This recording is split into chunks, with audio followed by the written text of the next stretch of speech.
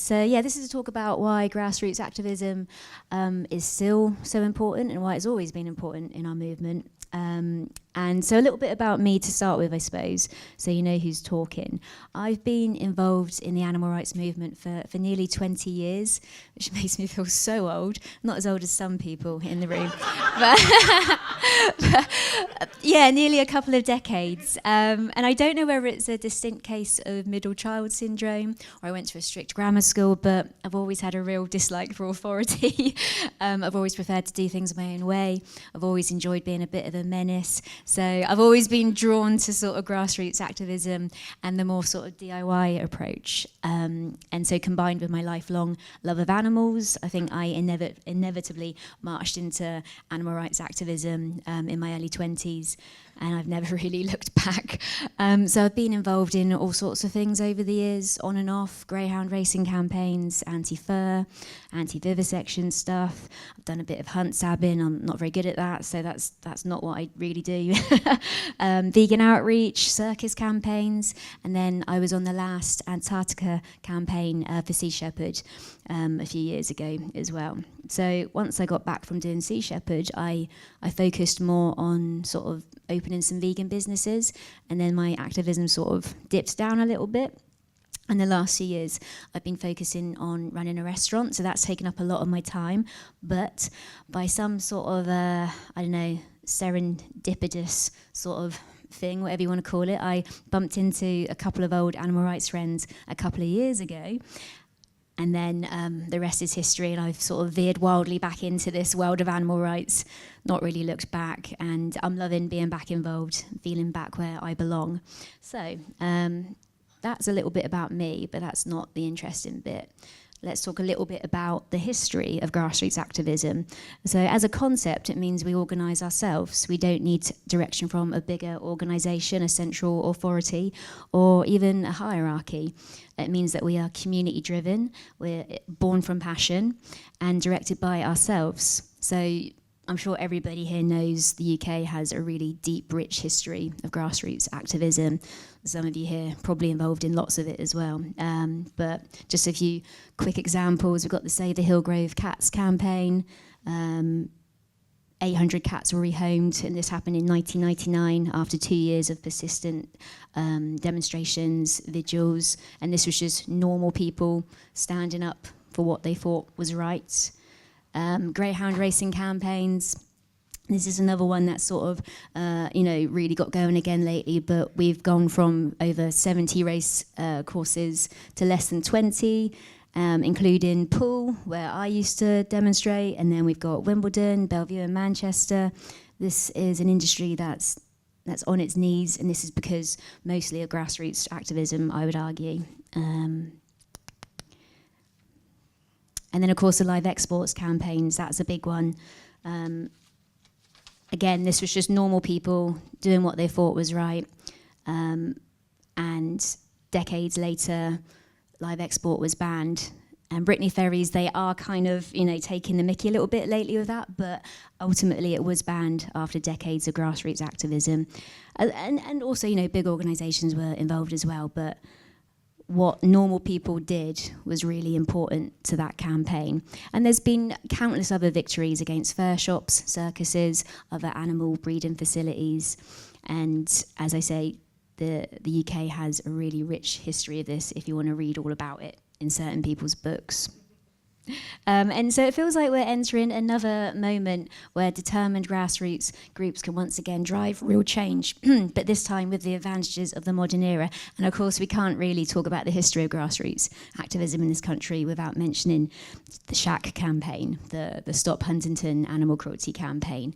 And this was aimed at closing down the notorious Huntington Life Sciences, who were killing 500 animals a day.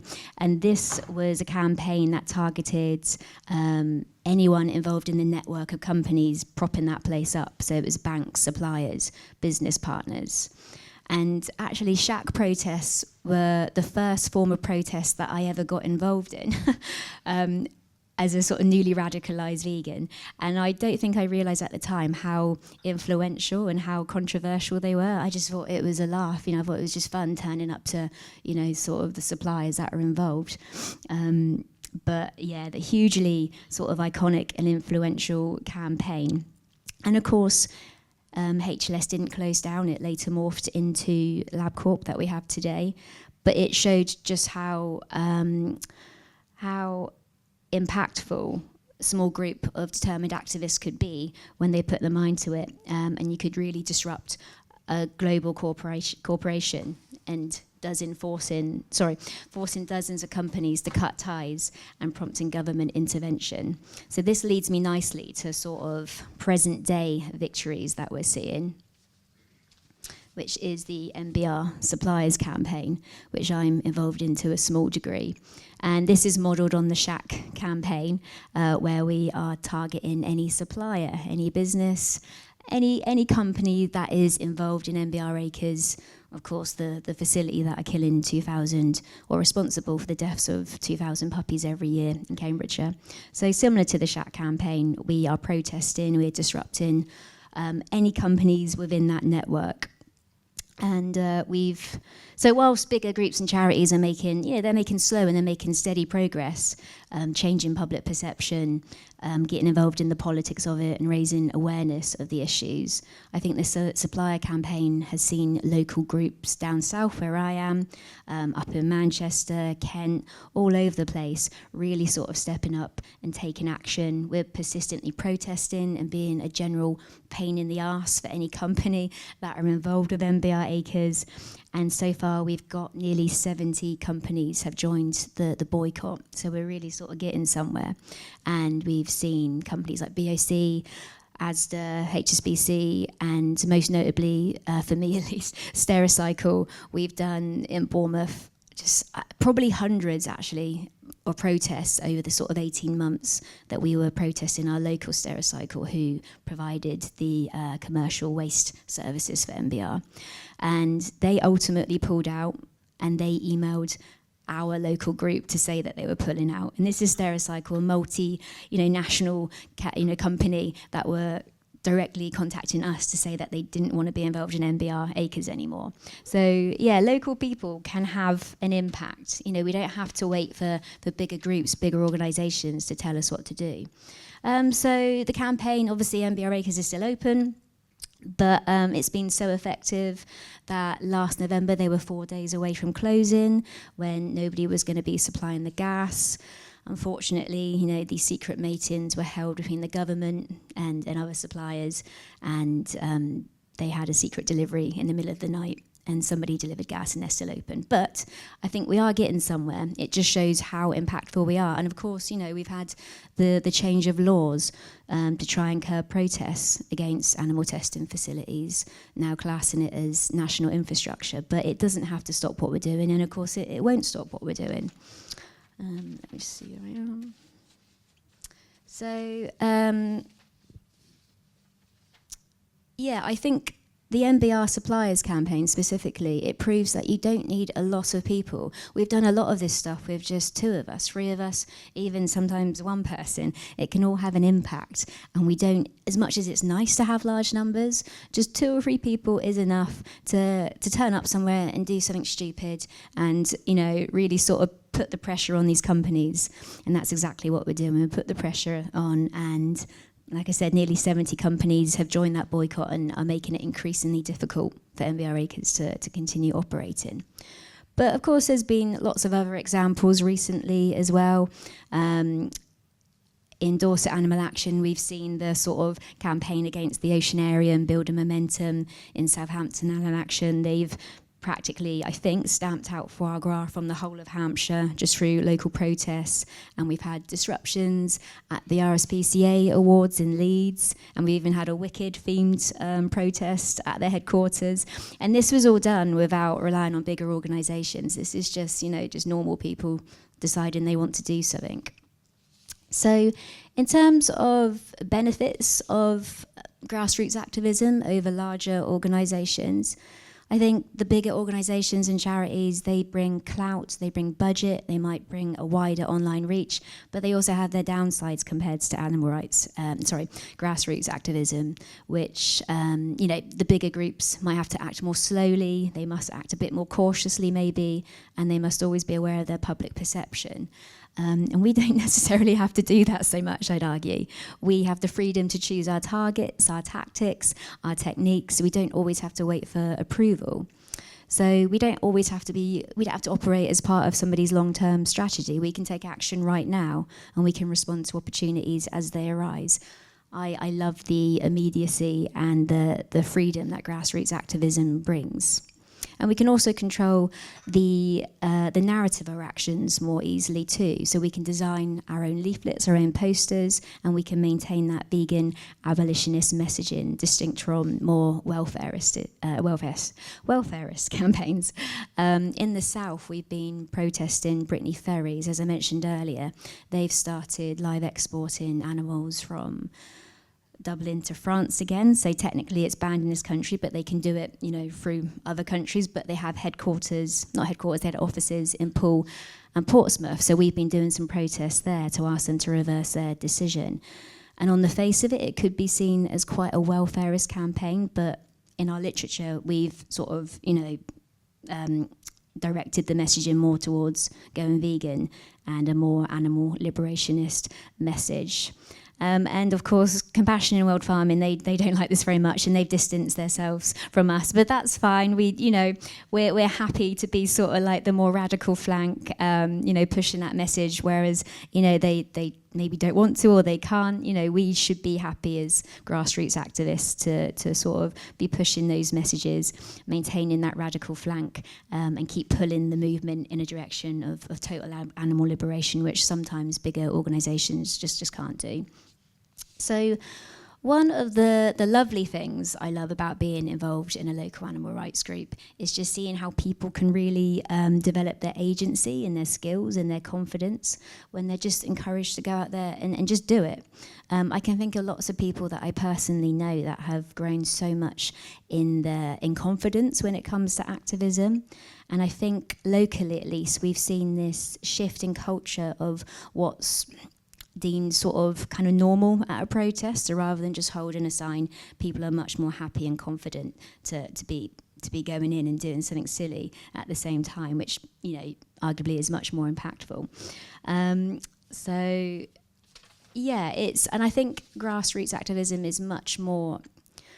It's easier for people to sort of find that confidence because you're just kind of, you're doing it yourself. You can just, get that confidence much more quicker, I'd say. And a good example is at the recent Greyhound Industry Awards in Wokenham.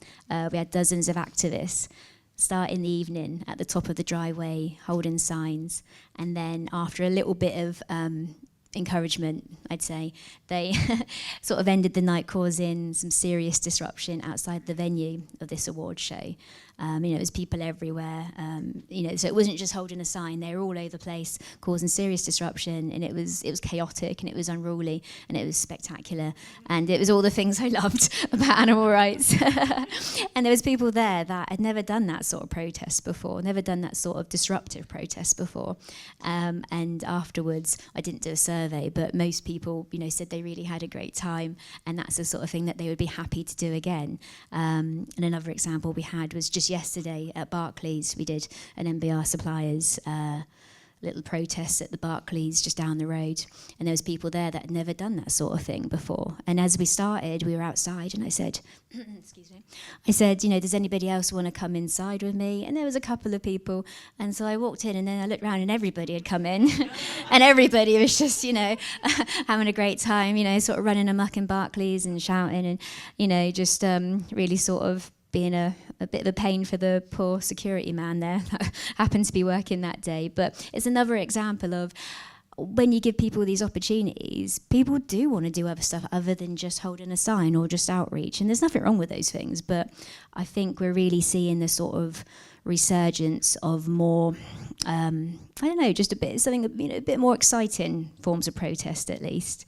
So that leads me to my number one rule.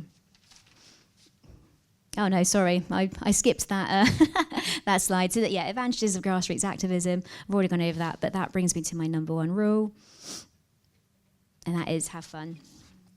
So the other thing I love about grassroots activism is the sense of community. And again, you get this in all facets of activism. but for me at least, there's a different form of community that you sort of grow and that you feel when you're just sort of working with your friends, just a small group of you, just doing what you want essentially. That community is great, and these people become your colleagues, they become your friends, they become your family, and it's great. And community, of course, is one of the key things that keeps things interesting, keeps things fun, and it prevents the dreaded activist burnout. Recently, some of our group joined with other activists across Europe to go to Milan to protest and disrupt the Milan Fashion Week. And not only was it it was disruptful and it was impactful, but it was just so much fun as well. And we underestimate the importance of fun, I think, in this movement. We're surrounded by relentless, horrible imagery, videos. When you're aware of what happens to animals, you see it everywhere and you're constantly faced with it. But it doesn't mean we have to be totally miserable all the time when we're doing things to try and combat it. So I think having fun is so important. And like I said, I think it's almost like rule number one for me. It's the key to longevity, recruitment and retainment. And then I've just said a little bit here about, the movement doesn't work in isolation, and I think we all know this here already. It's a wider push for climate justice and social change. We know how closely these issues are linked. The way animals are farmed, it contributes to environmental damage, climate change, affects vulnerable communities. By working alongside climate and social justice groups, grassroots campaigns can show that these issues aren't separate. We're all part of the same system. And this kind of activism helps build stronger alliances and encourages solutions that protects animal, people, and the planet, in theory, at least. So just want to talk a little bit about what we're doing in Dorset. And so, like I said, 2 years ago, Dorset Animal Action was relaunched. And there'd been stuff happening in Dorset, obviously, the last few years, but not as much as there had been in the past. So, so Dorset Animal Action was launched to try and unite the existing chapters of any groups that were there, the Save movement, We the Free, any other grassroots operating in the region already, and of course trying to attract new people as well. So building like a coalition of everybody in Dorset that was working towards total animal freedom and liberation, trying to get everybody together so we can learn from each other, we can cross-pollinate, we can help each other, we can share resources, and try and sort of bring back the sort of level of animal rights activism that we haven't seen so much in the last few years. Obviously COVID played a huge part in that, but we wanted to sort of, bring about this resurgence of sort of grassroots activism and sort of old school animal rights activism, whilst bringing everybody in, even the people that were, doing things that how can I say this? I think we've seen a lot of outreach in the last few years, like We the Free and AV, and I think they're great. I support them. I think they're doing a great job. But we've seen less protests, less disruptive actions recently, and we wanted to sort of bring about, like a renaissance of that sort of time of animal rights, bring it back to its heyday. So it wasn't a case of reinventing the wheel. It was just sort of putting those stokes in, connecting people together, making that wheel stronger, if you like. So practically speaking, we've had in-person meetings, old school meetings, and then we've also set up a WhatsApp community with a ton of sub-chats dedicated to various campaigns, volunteering, events, ideas, so the idea being to get people talking to each other, get people helping, and then growing the movement, building it to be stronger in general. And Southampton Animal Action soon followed, and then we've seen Kent Animal Action, Brighton, and all sorts of other groups popping up. And I think a really good example of how effective this has been is last year at World Day for Animals and Labs at MBR Acres, we were able to fill 2 big coaches from Dorset and Southampton to be there, and I don't think that's been seen for at least a few years at any sort of animal rights event. We filled 2 huge coaches just from our sort of,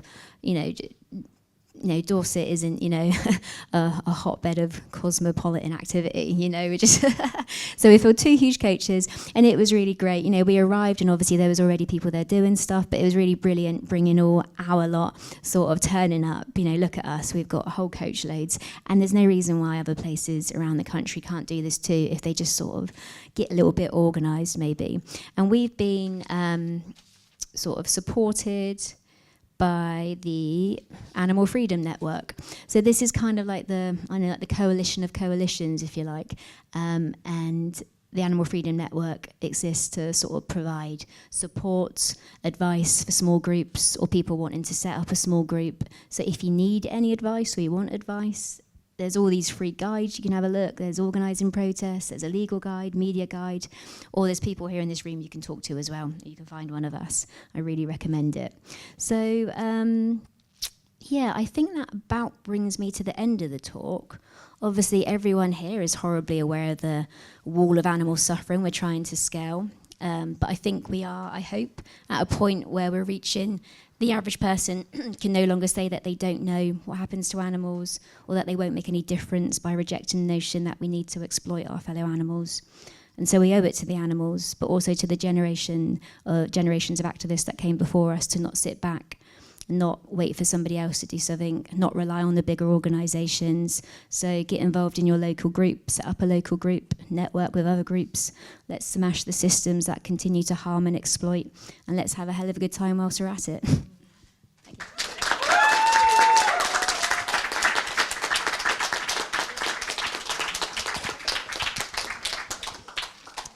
Thank you so much, Sarah. A fantastic reminder of the value of grassroots activism in our movement. So we've had quite a few questions in already. So Our first question with 3 votes is, what would be your advice to an individual or loose collective of people who want to start a grassroots group or network in their local area? This. I know I did. So I would say obviously the Animal Freedom Network can provide some really good help and advice, or like I say, you can sort of give me a shout and I can give you some advice. But really, it's just about just doing it, just getting out there and doing it and realising what you are capable of, both sort of personally but also legally, what we can get away with just doing. I think people are very afraid to get out there and do things that aren't just outreach or leafleting. We can do lots within the scope of activism and remain sort of safe and legal. So I would just encourage everyone to, actually get out there and be active, boots on the ground sort of thing. Yeah. Fab. Perfect. So our next question is, can you explain a little more about what grassroots means to you personally? Again, I think, like I said, I don't know whether it's my personality, the sort of person I am, but I don't really like being told what to do too much.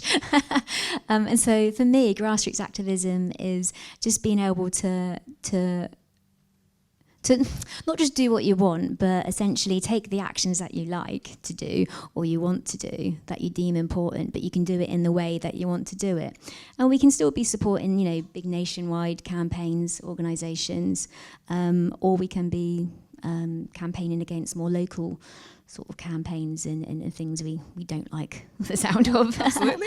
But yeah, I think it's just doing it, just sort of having that freedom and that autonomy to do it yourself or with your sort of small group. You don't need to be told from somebody up above, what you should or shouldn't be doing.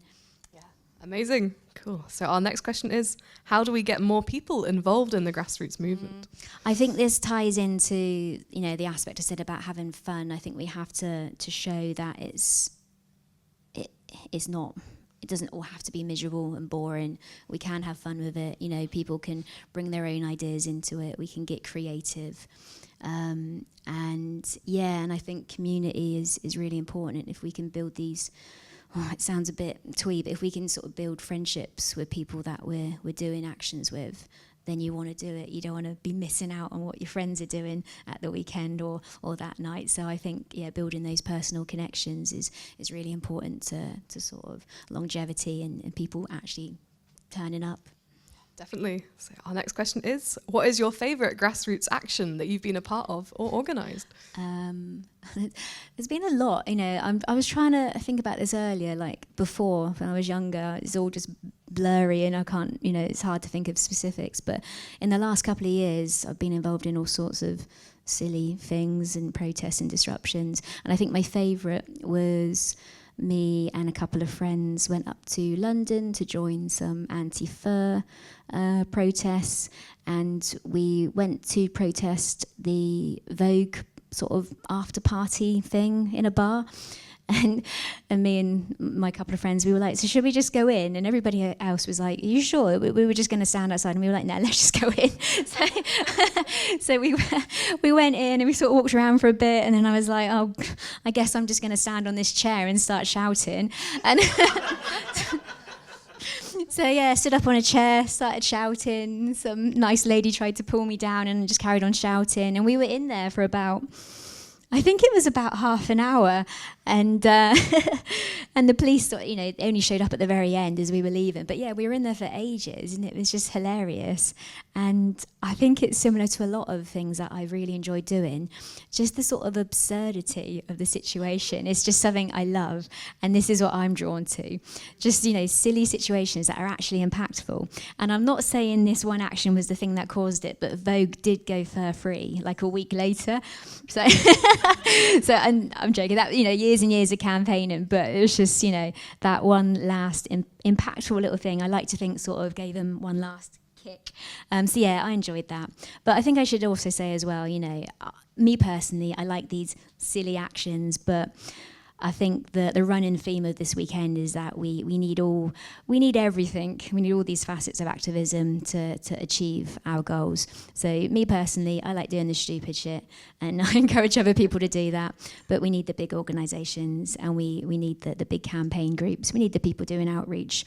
But I suppose my point is, you don't just have to do that. We can do lots of fun things instead that are also really impactful to the movement. Sounds great, yes. So besides making activism fun, are there any other ways that we can use to mobilise people to take action? Yeah. Tough question. I'm so focused on having fun. I'm like, oh, is there any other way of... No fun allowed. I suppose just providing that support, and I suppose this ties back to the AFN. It's providing people with that information and that knowledge and that confidence that they can be going out and doing things that they would feel otherwise uncomfortable to do if they know that other people are doing it, and it's fine. Obviously, with a lot of things, there's no.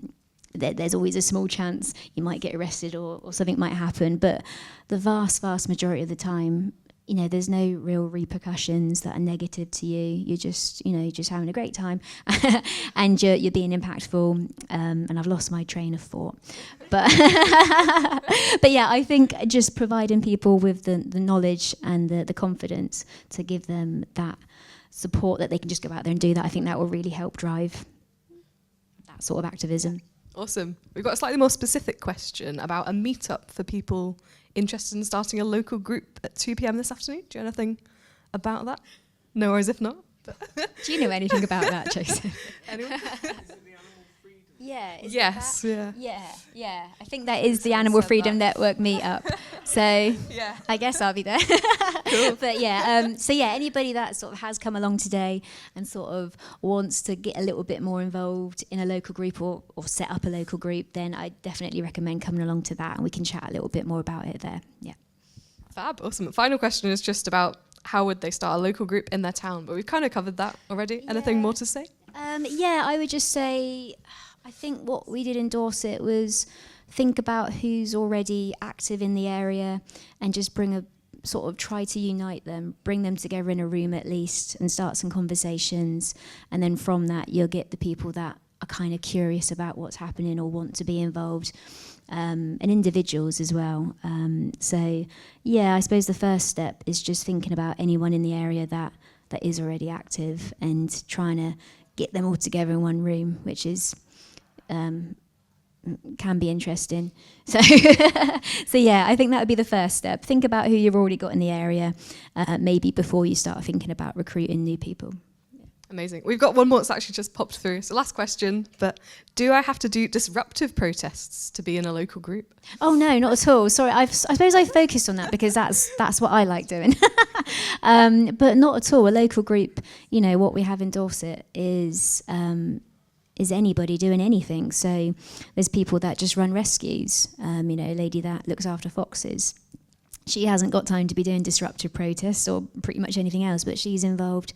We've got the people doing outreach, people doing vigils, the hunt sabs as well. So, you know, I focus on disruptive stuff because that's what I like, but not at all. I think a local group should involve everyone that is sort of working towards the same cause. Incredible. Oh, thank you so much again to Sarah.